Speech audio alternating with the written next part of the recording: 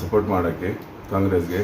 ಅವರು ಸೀತಾರಾಮ್ ಸರ್ ಅವರು ಬಂದು ಅವ್ರಿಗೆ ಪ್ರಾಮಿಸ್ ಕೊಟ್ಟಿದ್ದಾರೆ. ನಾವೆಲ್ಲ 7,000 ನಮ್ಮ ಪಂಚಾಯತಲ್ಲಿ ಒಂದು 11,000 ಓಟ್ ಇದೆ. ಅಲ್ಲಿ ಒಂದು 80% ಒಂದು 8,000 ಓಟ್ ಕಾಂಗ್ರೆಸ್ಗೆ ಅಲಿಪುರ ಪಂಚಾಯತಿಯಿಂದ 100% ನಾನು ಮಾಡಿಕೊಡ್ತೀನಿ ಅಂತ ಪ್ರಾಮಿಸ್ ಕೊಟ್ಟಿದ್ದೀನಿ ಅವ್ರಿಗೆ. ನಮ್ಮ KPCC ಇವರು ಪುಟ್ಟಸ್ವಾಮಿಗೌಡ ಟೀಮ್ ನಮ್ಮದು ಎಲ್ಲ ಸೇರಿ 100% 80% ಓಟ್ ಆಗುತ್ತೆ ಇಲ್ಲಿ ಅಂದರೆ ನನ್ನ ರಾಮ ರಕ್ಷಾ ರಾಮನ್ನ ರಕ್ಷಾ ಮಾಡೋನು ಜಾತಿಯಲ್ಲಿ ಬಂತು.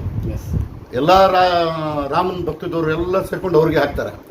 ಎರಡನೇದು ಕಾಂಗ್ರೆಸ್. ಈಗ ನಾವು ಒಂದು ಮಾಧ್ಯಮದ ಮೂಲಕ ಕಾಂಗ್ರೆಸ್ ಅಂದರೆ ಏನು ಅಂತ ಇದ್ದಾರೆ ಅಂದರೆ, ಅಲ್ಲ ಕಾಂಗ್ರೆಸ್ ದೊಡ್ಡ ಕೊಡುಗೆ ಇದೆ. ಇವತ್ತು ರಾಹುಲ್ ಗಾಂಧಿ ಅವ್ರನ್ನ ಹೊರಗೆ ಹಾಕಿದ್ರು.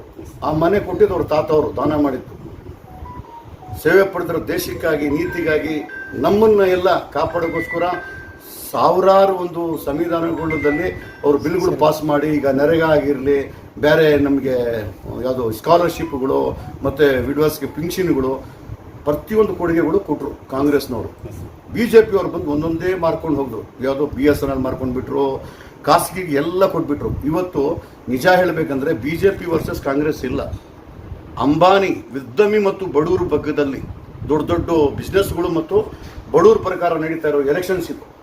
ನಮ್ಮ ಚಿಕ್ಕಬಳ್ಳಾಪುರದಲ್ಲಿ ಒಂದು ಹೇಳಕ್ಕೆ ನಾನು ಬಯಸ್ತೀನಿ, ಕಾಂಗ್ರೆಸ್ ಬಿಟ್ಟು ಇನ್ನು ಬೇರೆ ಬರೋದಕ್ಕೆ ಸಾಧ್ಯ ಇಲ್ಲ. ಯಾಕಂದರೆ ಇದು ರಾಮಯ್ಯನ ಅದನ್ನು ರಕ್ಷಣೆ ಮಾಡೋದೇ ಜನದಲ್ಲಿ ಒಂದು ನಿರ್ಧಾರ ಆಗಿದೆ.